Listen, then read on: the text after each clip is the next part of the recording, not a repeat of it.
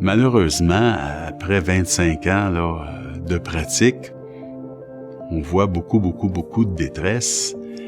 La détresse chez les travailleurs accidentés, blessés, peut se manifester de différentes façons. Dans les cas de dépression, ça peut aller là jusqu'au suicide.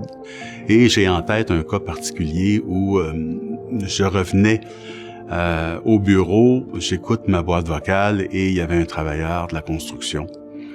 Ce monsieur-là, ce qu'il acceptait vraiment pas, parce que je lui parlais souvent, je lui servais de confident, c'était qu'il avait l'impression que les gens ne le croyaient pas. Il était jugé.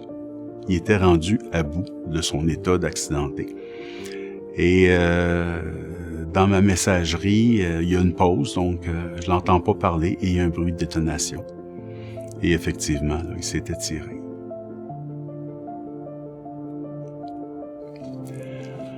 Alors, pour l'avenir, avec le projet de loi 59, j'ai des craintes à l'effet que le niveau de stress et de détresse chez les travailleurs accidentés va augmenter.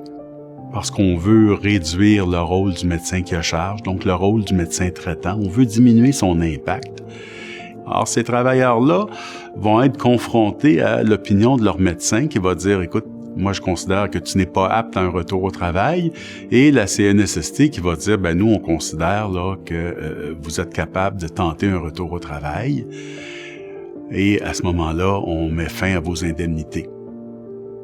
Donc, c'est bien clair que si on ajoute comme stress le stress financier, on s'en va vers peut-être des catastrophes, là.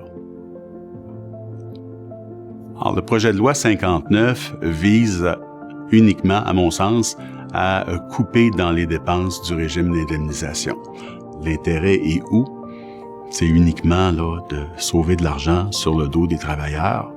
Et pourtant, ce régime-là, financièrement, il va très bien. Alors, je veux une loi qui continue à être réparatrice et qui vise à réparer les conséquences des lésions professionnelles.